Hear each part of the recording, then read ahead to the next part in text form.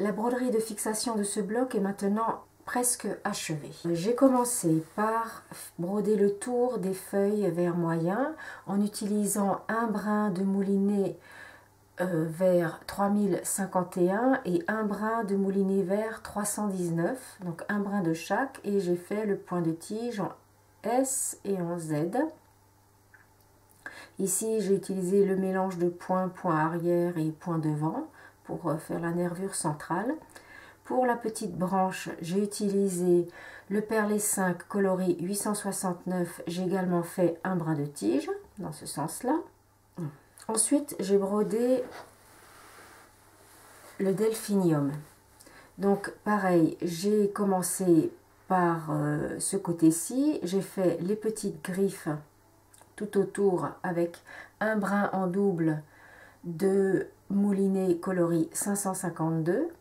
Donc là, vers le haut, les petites griffes. Et de ce côté-ci, le point de tige en S. Je termine là. Et puis, je remonte ici et je fais le point de tige en redescendant de nouveau vers la tige. Donc, les petites fleurs ont été brodées de la même façon en démarrant soit ici, en faisant les petites griffes. Ensuite, point de tige. Les cœurs de Marie, encore une fois, la même technique. Les petites griffes perpendiculaires sur le haut de la fleur, et cette fois-ci j'ai utilisé un brin de moulinet coloris 335 avec un brin de moulinet coloris 3047. Donc voilà, les petites griffes perpendiculaires au bord de la feuille, et ensuite point de tige, je remonte ici et je redescends point de tige. Pour faire les tiges principales de ces deux éléments, j'ai utilisé la même mèche composée de 3 brins de moulinet 580 et de 3 brins de moulinet 367. Donc pour composer une mèche comme celle-ci, vous coupez 1 mètre de moulinet tiré de votre échevette et vous séparez un brin après l'autre. N'essayez pas d'attraper 3 brins en même temps et de séparer, vous allez avoir des nœuds et le résultat est beaucoup plus beau lorsqu'on sépare, lorsqu'on retire de la mèche un brin après l'autre. Pour les grandes feuilles vertes, les feuilles découpées, j'ai utilisé toujours du moulinet, un brin de coloris 471 avec un brin de turquoise coloris 3760, un brin de chaque. Donc ici toujours le point de tige en S et en Z en démarrant à la pointe. Quand on arrive ici, on va là, on fait ce petit côté là, puis on remonte, on redescend, on va là, on fait ce côté là, on revient ici, et mais voilà, enfin bref, on a déjà vu cette technique. Et puis ensuite on fait la nervure ici avec le mélange de points, point arrière, point devant, et celle-ci pareil. Pour la tige, rien de nouveau. On démarre là, on fait des petits points qui vont être tout contre la pivoine, donc des petits points perpendiculaires, et ensuite point de tige en S et point de tige en Z. Là en bas, ça va être pareil, des petits points perpendiculaires. Alors la pivoine, pour faire le tour, on fait toujours les points perpendiculaires, que j'appelle les petites griffures. Alors, vous voyez, je ne les fais pas trop serrées. Je préfère laisser un aspect un peu plus aéré. Je trouve quand les points sont serrés, ça fait lourd. Enfin bon, après, c'est à vous de voir ce que vous préférez. Mais si vous faites vraiment des points très denses ici, vous pourriez manquer de fil à la fin de l'ouvrage. Donc voilà, tenez-en compte. Donc voilà les petits points perpendiculaires là. Ici, on fait un point un peu plus allongé pour marquer la séparation entre les pétales. Ici, pour faire le tour du cœur, j'ai utilisé un brin en double de moulinet coloris 725. Et vous faites pareil des petits points à cheval, ils font 2 mm, 2-3 mm, comme ça tout autour. Nous allons passer à la petite nouveauté, c'est le point arrière fendu. Donc vous préparez une aiguillée, un brin en double de moulinet 335, vous sortez l'aiguille sur votre tracé et au lieu de piquer comme pour un point arrière normal juste à ras du point précédent, vous repiquez dans ce point et vous ressortez l'aiguille 2 mm plus loin. Ensuite, vous revenez à nouveau en arrière, vous repiquez dans le point précédent et vous ressortez l'aiguille sur le tracé.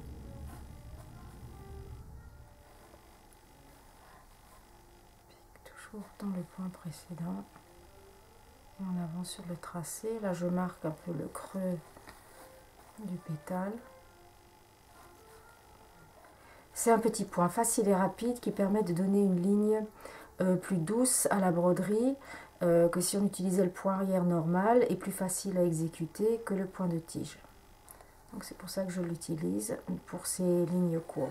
Et lorsque vous aurez terminé de broder cette partie, vous pourrez passer au trapunto. L'embellissement du bloc est déjà bien avancé. Je vous propose de commencer à broder des points de pistil dans la partie supérieure du cœur de la fleur, à cheval sur le cœur et les pétales. Ces points de pistil vont de là à là. Ensuite, vous allez remplir le cœur avec des points de nœud. Tout ceci au coton perlé 5 coloris 3046. Veillez toutefois à laisser des parties de tissu encore visibles. Ne remplissez pas tout avec le fil. Ensuite, vous allez broder les nervures des feuilles foncées. Vous allez composer une aiguillée d'un brin de moulinet vert clair 471 et un brin de moulinet vert un peu plus soutenu coloris 3051. La nervure centrale est brodée au point arrière ou au point arrière fendu. Ensuite, vous brodez les nervures secondaires avec des points lancés. Alors, soit un grand point, soit deux points un peu plus courts, lorsque la partie est un peu plus large. Et veillez toujours à broder ces nervures secondaires avec un angle fermé ici et ici. Si vous faites un angle ouvert, vous avez des râteaux de télé, ça c'est vraiment très très vilain. Ensuite, avec une aiguillée de perlé 5 coloris 3350, vous allez broder le pistil. Alors pour ce faire, vous allez faire un point de bouclette, vous sortez dans le bas de votre petit cœur de Marie, vous ressortez l'aiguille un peu plus loin, la pointe de l'aiguille passe par-dessus le fil. Voilà, vous placez. Et ensuite, au lieu de faire juste un petit point d'arrêt, vous allez faire un point de nœud en tournant 2 fois le fil autour de l'aiguille. Vous repiquez un peu plus loin, vous resserrez le fil autour de l'aiguille et vous faites traverser. Voilà. Le petit pistil est fait. Ici, vous allez rajouter 2 petits points de tige ou points arrière fendus pour relier les cœurs à la tige principale. Et enfin, pour terminer le cœur de Marie, vous allez ajouter des points lancés. Vous sortez l'aiguille ici, vous repiquez là, vous sortez ici, vous piquez là, vous en faites plusieurs de longueur irrégulière jusqu'à ce que vous soyez satisfaite du résultat. Et là, vous utilisez une aiguillée composée d'un brin de moulinet 3047 et un brin de moulinet 335. C'est la même aiguillée qui a servi à broder le tour du petit cœur. Vous allez broder un calice. Vous allez broder avec 2 brins de 580 et un brin de 367 pour le calice. Voilà. Vous allez sortir l'aiguille au bord de la fleur. Vous repiquez ici. Vous ressortez là. Et vous allez broder des points lancés en éventail, des points de longueur variés. Donc notre calice est prêt. Voilà. Je peux faire un tout petit point et repiquer dans la tige principale. Nous allons faire chanter le violet et le vert avec un peu de jaune. Vous allez préparer une aiguillée composée d'un brin de moulinet jaune 444 et un brin de jaune 725. Et vous allez broder des points lancés qui vont venir, donc vous sortez l'aiguille par ici et vous allez piquer entre les points lancés verts que vous avez brodés précédemment. Donc vous faites des points de longueur irrégulière.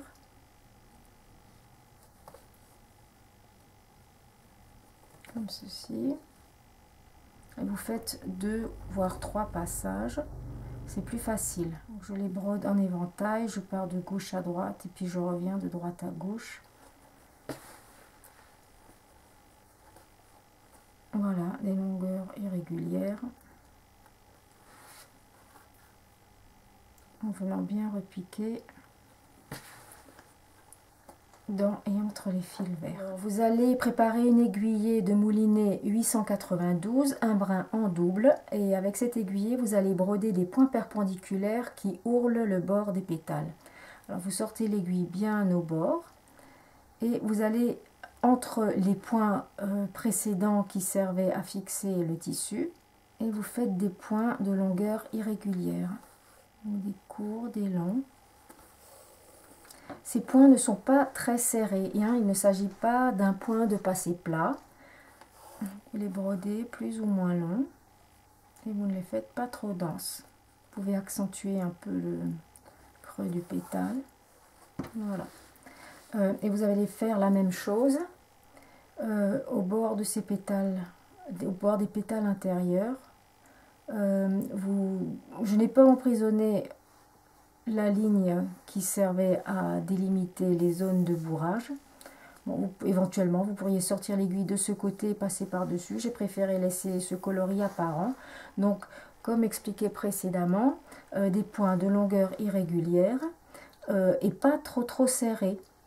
Hein, et les points sont toujours orientés dans un axe qui va vers le centre de la fleur, comme ça. Et ici également, j'ai un peu accentué le bord du pétale. Après, je ne l'ai pas fait partout, donc c'est à vous de choisir comment vous voulez faire. Et enfin, pour alléger la composition, vous allez broder les petites fleurs bleues. Alors pour les petites fleurs bleues, vous allez commencer par broder les tiges. Il s'agit de points d'arête isolés, reliés entre eux par des points arrière fendus. Donc vous sortez l'aiguille à gauche, vous piquez à droite. Vous faites une petite queue.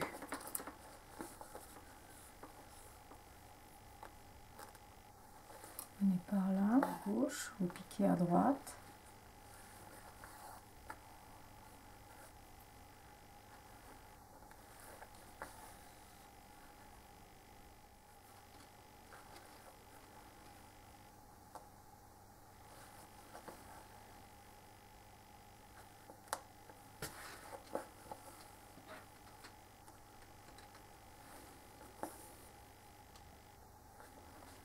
Voici la petite tige. Et vous utilisez 2 brins de moulinet 580 avec un brin de moulinet coloris rouille 919.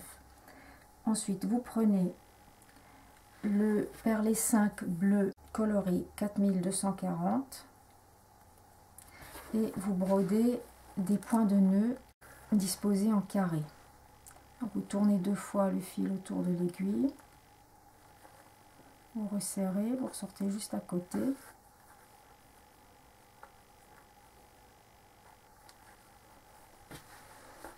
Et quand vous faites le point de nœud, n'oubliez pas qu'il faut toujours resserrer le fil autour de l'aiguille avant de passer l'aiguille au travers du tissu.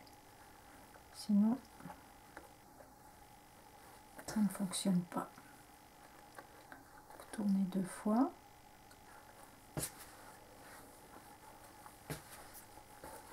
Donc on a ces petits points de nœud disposés en carré. Et ensuite vous prenez du moulinet orange coloré 4124. Vous prenez 3 brins en double. Vous ressortez l'aiguille au centre du carré formé par les 4 points de nœud. Et vous brodez un point de nœud en tournant une fois le fil autour de l'aiguille.